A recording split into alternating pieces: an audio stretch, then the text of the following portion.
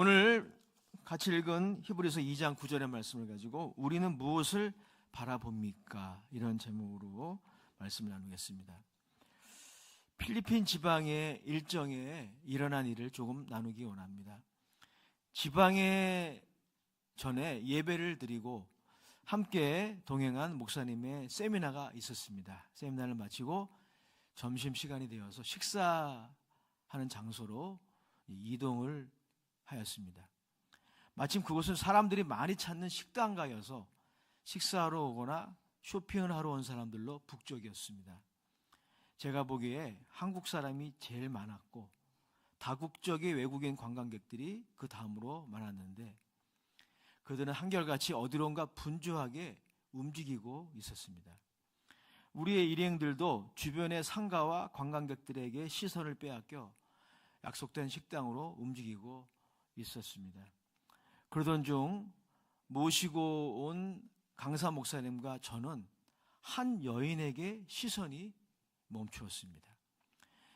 그러나 오해하지 마십시오. 그녀의 외모 때문이 아니라 40대 중반이 되어 보이는 여성이었는데 시각장애인으로 보이는 자신의 딸을 안고 지나가는 관광객들에게 자그마한 껌을 팔고 있었습니다. 그 거리에 가득한 관광객들과 상점, 카페, 식당들과는 사뭇 대조적인 모습이었어요. 가던 일행들로 인해 스쳐 지나갈 수밖에 없었지만 순간이었지만 그녀가 주었던 인상을 잊을 수가 없었습니다. 그런데 강사님도 저와 같은 인상을 받으셨는지 가던 길을 돌이켜 지갑을 꺼내서 지폐를 준비하여 그 껌을 팔아주려고 저랑 같이 길을 돌이켰습니다. 하지만 그녀는 그 거리에서 이미 사라진 후였습니다. 사랑하는 여러분, 인간은 어떤 존재입니까? 무엇인가를 바라보며 그것을 지향하며 살아가는 존재입니다. 자, 그 무엇인가는 그 사람의 가치관을 내포하고 있습니다. 우리가 바라보는 무엇인가는 우리가 중요하게 생각하고 욕망하고 동경하는 것, 즉 사랑하는 것을 반영합니다. 우리는 그 방향으로 가고 있는 거예요. 이것을 쉽게 표현하면 비전 혹은 꿈이라고도 정의할 수 있죠. 그래서 우리의 비전과 꿈에는 우리의 동경과 가치관, 우리의 소원이 투영이 되어 있습니다. 자, 그러던 중 문득 우리는 소위 일견을 경험합니다. 자, 어려운 말이에요. 한자입니다. 한글로 쉽게 풀이하면 언뜻 본다 이런 뜻이에요. 언뜻 본다. 이것을 경험하게 되죠. 이것은 축복이라고 생각해요. 무언가가 눈에 들어오는 것이죠. 우리의 비전과 꿈과 어울리지 않고 현실에 수많은 사람들이 동경하며 달려가는 것과도 어울리지 않는 무언가가 눈에 들어옵니다. 전혀 영광스럽지도 존귀하지도 않은 아름답지도 않은 무언가, 그렇지만 이상하게, 정말 이상하게 우리의 마음을 흔드는 그 무언가가 우리의 눈에 들어옵니다. 그것은 우리의 발걸음을 멈추게 하고 우리가 무작정 다른 사람들이 달려가기 때문에 달려가는 그 방향에 대해 새롭게 고민하게 합니다. 그리고 우리는 그것을 통해 그 일종의 만남이죠. 그 만남을 통해 우리가 동경하고 욕망하는 그리고 중요하게 생각하는 이른바 보화가 혹은 비전이 혹은 꿈이 획기적으로 바뀌는 변화를 경험합니다. 그 변화는 조용히 이루어지기도 하고 또 급격하게 이루어지기도 합니다. 여하튼 예수님의 말씀에 따르면 그것은 한 사람이 천국을 소유하는 과정이라고 생각할 수가 있어요. 마태복음 13장에 보면 예수님의 천국 비유가 나오는데 누군가가 천국을 소유하는 과정을 보면 이 언뜻 봄의 사건이 있습니다. 그래서 가던 길을 멈추고 그의 인생의 비전과 꿈과 욕망의 대상이 바뀌어지는 것이죠. 마태복음 13장 14, 14절에 이렇게 말씀하고 있어요.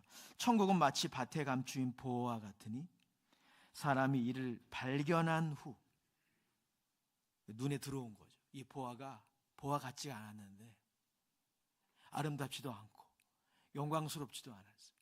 사람들이 추구하는, 사람들이 동경하는 그런 것들이 있잖아요. 그런 것의 기준으로 볼 때 영광스럽지도 않고 존귀하지도 않았지만 그게 진짜 보화임을 발견한 거죠. 눈에 들어온 겁니다. 그 후에 이 사람은 달라졌어요. 이렇게 말씀하고 있습니다. 천국은 마치 밭에 감추인 보화와 같으니 사람이 이를 발견한 후 숨겨두고 기뻐하며 돌아가서 자기의 소유를 다 팔아 그 밭을 사느니라. 한 인생의 지향점이 바뀌는 거예요. 비전과 꿈이 바뀌는 거예요. 자, 히브리서 본문으로 돌아오겠습니다.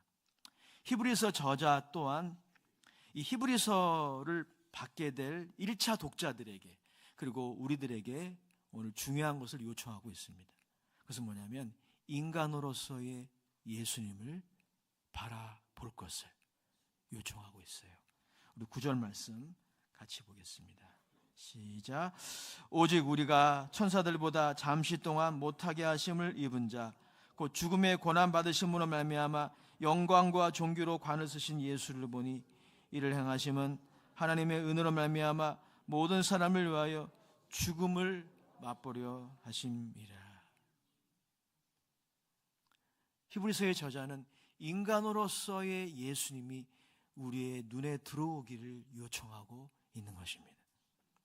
물론 그렇다고 해서 히브리서의 저자가 하나님 자신과 동등한 하나님의 아들로서의 예수님을 망각하라고 결코 말하고 있지 않아요. 히브리서 1장, 히브리서의 서론에 해당되는 본문을 보게 되면 그렇지 않다는 것을 알 수 있습니다. 히브리서 1장 3절에 히브리서의 저자는 예수님의 정체성을 요한복음의 저자와 비슷하게 정의하고 있어요. 이렇게 말씀하고 있습니다. 다 같이 읽어보겠습니다. 시작. 이는 하나님의 영광의 광채시요 그 본체의 형상이시라. 그의 능력의 말씀으로 만물을 붙드시며 죄를 정결하게 하는 일을 하시고 높은 곳에 계신 지극히 크신 이의 우편에 앉으셨느니라. 아멘. 히브리서의 저자는 서론 내내 하나님의 아들의 우월성, 그리스도의 탁월함을 강조합니다. 히브리서 1장 5절도 그런 구절이에요. 이 구절은 제가 읽어드리겠습니다. 하나님께서 어느 때 천사 중 누구에게 너는 내 아들이라 오늘 내가 너를 낳았다 하셨으며 또다시 나는 그에게 아버지가 되고 그는 내게 아들이 되리라 하셨느냐. 그런 천사가 없다는 겁니다. 하나님이 너는 내 아들이라 내가 너를 낳았다 한 천사가 없다는 거예요.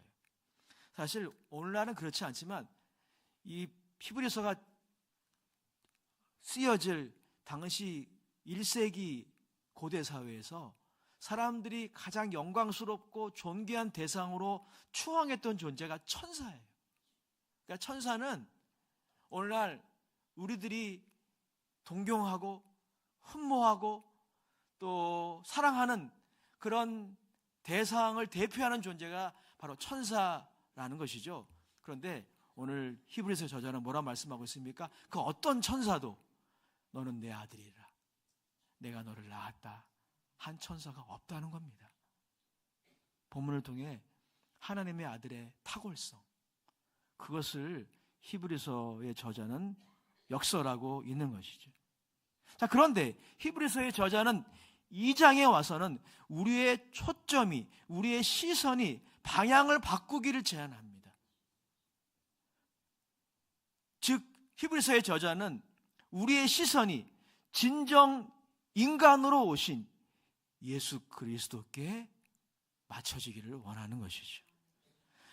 예수 그리스도는 진정 인간이셨음을 잠시 동안 천사들보다 못한 인간이셨음에 주목하기를 히브리서의 저자는 원하는 것입니다. 천사들보다 비교할 수 없을 정도로 탁월한 하나님의 아들 예수께서 어떤 중요한 목적을 위해 천사들보다 못한 존재가 잠시 되었다는 것이죠. 그 목적이란 무엇입니까? 이것이죠. 천사보다 못한 아들의 모습과는 달리 그 목적이란 가장 영광스럽고 가장 존귀한 것입니다. 그 목적은 하나님의 아들 예수 그리스도께서 우리 모두의 죄과인 죽음을 대신 경험하시기 위해 그렇게 하셨다는 거예요. 사랑하는 여러분, 이것이 복음의 모든 내용이라고 해도 과언이 아닙니다. 성경에 복음을 요약해 놓은 구절들이 많이 있는데 그 중에 하나가 오늘 우리가 읽은 히브리서 2장 9절의 말씀이에요. 우리 그래서 다시 한번 읽도록 하시겠습니다. 시작. 오직 우리가 천사들보다 잠시 동안 못하게 하심을 입은 자 곧 죽음의 고난 받으심으로 말미암아 영광과 존귀로 관을 쓰신 예수를 보니 이를 행하심은 하나님의 은혜로 말미암아 모든 사람을 위하여 죽음을 맛보려 하심이니라. 아멘. 사도 바울도 로마서 3장 23절 24절에서 좀 다른 각도로 하나님의 아들이 인간이 되신 목적을 설명하고 있죠. 로마서 3장 23절 24절입니다. 모든 사람이 죄를 범하였음에 하나님의 영광에 이르지 못하더니 그리스도 예수 안에 있는 속량으로 말미암아 하나님의 은혜로 값없이 의롭다 하심을 얻은 자 되었느니라. 이 목적을 위해 천사들보다 탁월한 하나님의 아들, 하나님과 동등한 그분이 진정 인간이 되셨다. 여기에 주목할 것을 히브리서의 저자는 요청합니다. 그렇습니다. 하나님의 아들은 진정 인간이 되셨기에 그는 고난과 죽음을 진정 경험했습니다. 이것을 기억하고 주목할 것을 요청하는 것이죠. 하나님의 아들은 초대교회 이단 중에 하나였던 가연주의자들이 말한 것처럼 인간이 경험하는 고난과 죽음을 가상으로 경험한 것이 아닙니다. 당시 가연주의자라는 이단이 있었는데 지난번에도 설명을 드렸지만 이들에 따르면 예수님의 고난과 죽음은 우리에게 그렇게 보인 것뿐이다, 환영이다, 팬텀이다 라고 그렇게 가르쳤어요. 우리는 오늘날 이 간접 경험을 할 수 있는 시대에 살고 있죠. 영화를 예로 들어보면 우리 영화를 보면서 주인공이 고통을 당하고 고문을 당하고 죽는 것을 봅니다. 간접적으로 고통과 죽음을 영화를 통해 경험하는 것이죠. 가연주의자들은 예수님의 고난과 죽음이 바로 그런 것이다. 예수님이 실제로 그런 고난과 죽음을 경험한 것이 아니라 가상으로 간접적으로 경험한 것뿐이다. 이렇게 가르친 거예요. 히브리서의 저자는 결코 그렇지 않다고 말씀하시는 것입니다. 우리가 경험하는 고난과 죽음을 실제로 경험하셨다. 그렇게 인간으로 오신 예수님을 바라보라 말씀하시죠. 또한 여러분, 다음과 같은 예수님 이해도 잘못된 것이죠. 이런 것이죠. 그는 하나님의 아들이어서 실제로 고난과 죽음을 경험하더라도 아주 쉽게 하나님의 아들이니까. 여러분, 그분이 무리를 걸으셨잖아요. 오병이어의 기적을 행하셨으니까. 예, 아멘. 맞아요, 아멘입니다. 하나님의 아들이심을 나타내신 거죠. 그런데 여러분, 우리가 이렇게 이해해서는 안 돼요. 하나님의 아들이 설령 우리와 똑같은 고난과 죽음을 경험하더라도 아주 쉽게 하나님의 아들이니까 그것을 견뎌내신 것이라고 이해해서는 안 됩니다. 잘못된 예수이에요. 잘못된 예수님의 순환에 대한 이해예요. 히브리서의 저자는 우리가 결코 그렇게 이해해서는 안 된다고 말하고 있는 거예요.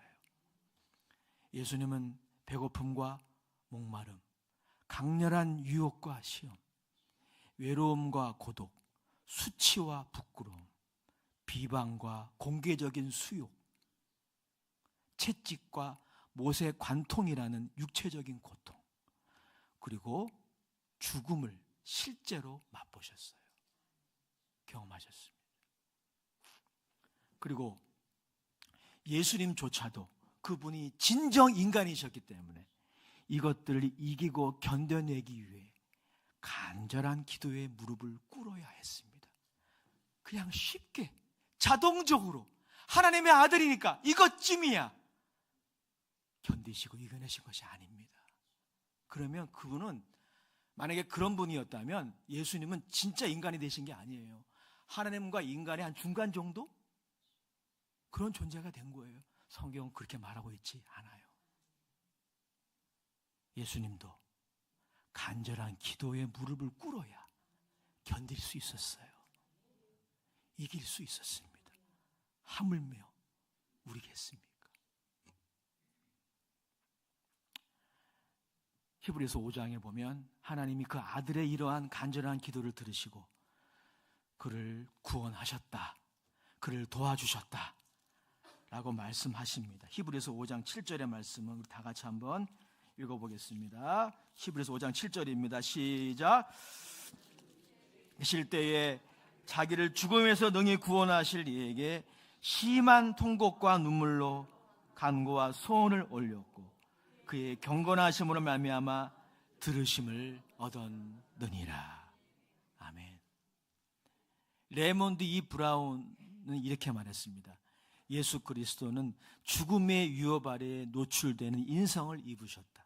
그래서 예수님 역시 죽음의 과정을 통과하셨고 예수님이 그걸 건너뛰신 게 아니에요.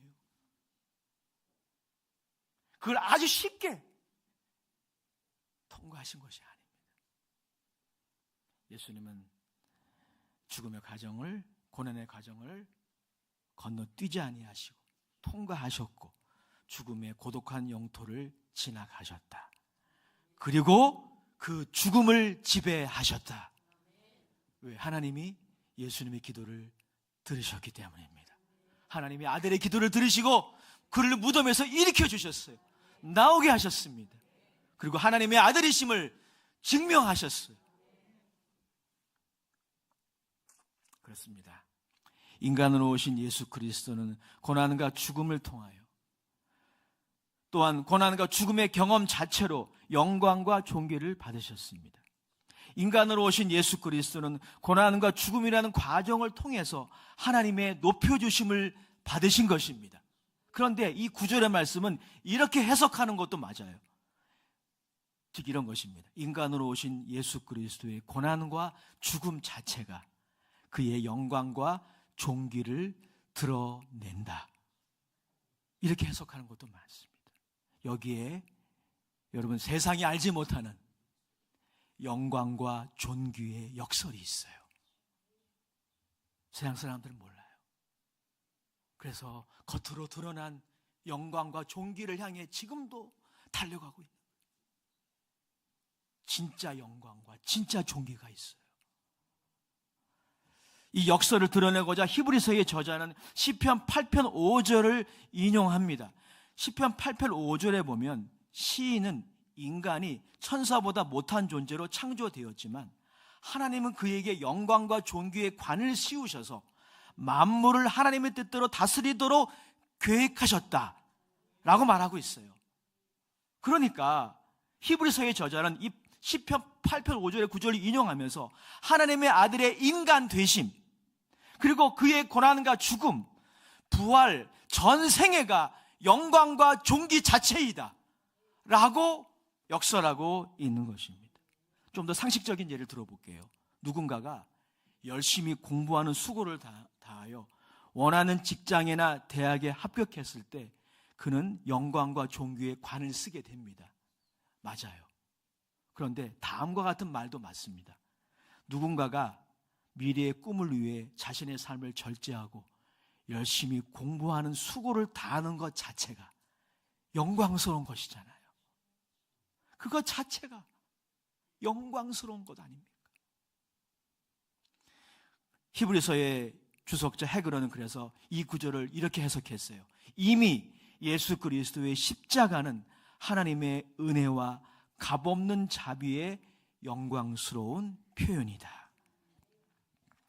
그래서 여러분, 히브리서의 저자는 그 유명한 권고를 히브리서 12장에 우리에게 남겼어요. 자, 그 부분을 같이 한번 읽어보겠습니다. 저랑 많이 읽으셔서 익숙한 구절일 텐데 다시 한번 읽어보도록 하겠습니다. 히브리서 12장 2절 3절입니다. 시작. 믿음의 주요 또 온전하게 하시는 이인 예수를 바라보자.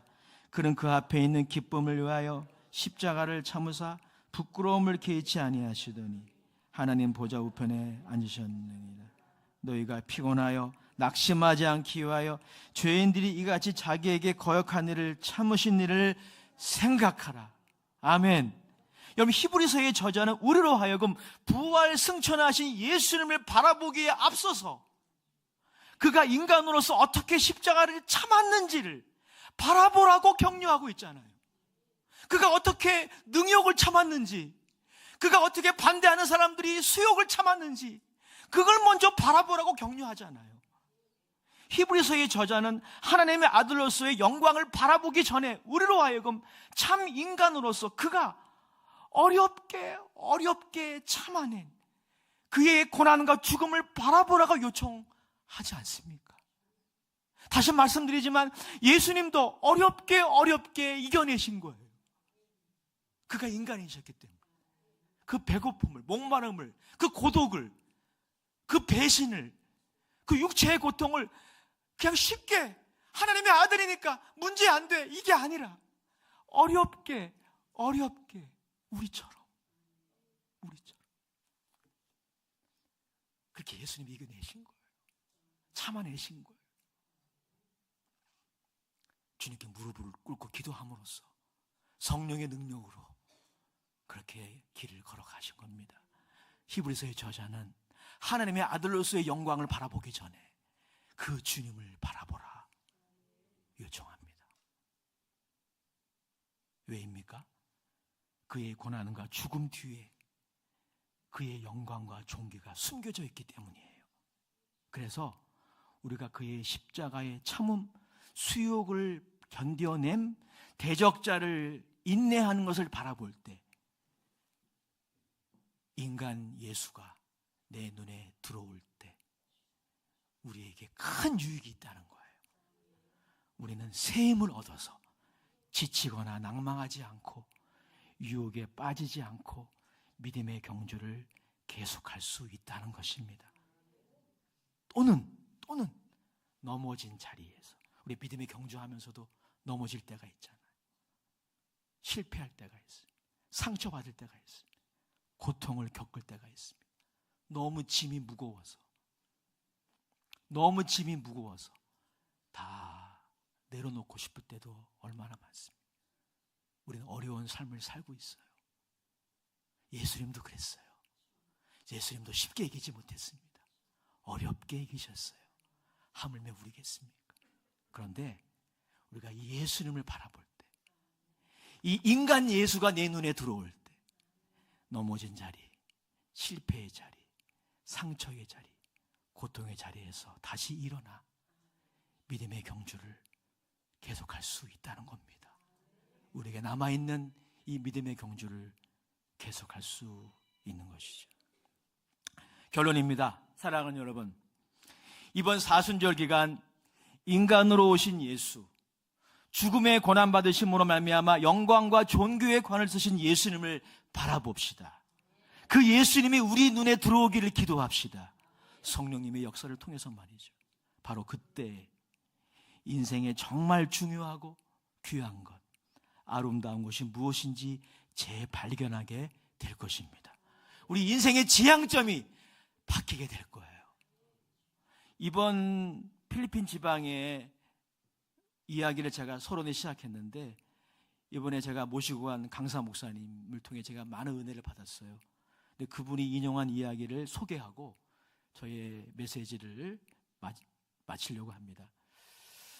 서울의 한 교회에 그 전도사님이 부임하셨어요. 신방 전도사님이 부임을 하셨는데, 이제 부임을 해서 해당 교구의 한 가정에 신방을 가셨다고 합니다. 근데 그 가정에는 연세가 지긋하신 권사님이 홀로 사셨어요. 신방 예배를 이제 드리는 중에 전도사님의 눈에 들어오는 것이 있었어요. 그게 뭐냐면 그 방에 그 권사님이 사시는 그 방의 벽에 100만 원짜리 자기야수표가 붙어 있는 거예요. 100만 원짜리 자기야수표. 전도사님이 공을 세봤어요. 네, 100만 원이에요. 이상하지 않습니까? 당시 서울의 집 한 채 가격이 80만 원 정도 됐대요. 그런 시절이니까 어마어마하게 큰 돈이죠. 전도사님은 찬송을 인도하며 예배를 인도하면서도 벽에 붙어있는 수표를 의식하지 않을 수 없는 거예요. 그래서 어렵게 예배를 끝내고 이 권사님께 자초지종을 물었습니다. 권사님 왈, 몇 달 전에 누군가를 도와준 적이 있었는데 그 사람이 아마도 재력가였던 것 같아요. 은혜에 감사하여 이 종이 한 장 주고 갔다는 거예요. 권사님은 섭섭했습니다. 주려면 돈을 줄 것이지 이 종이가 뭐냐.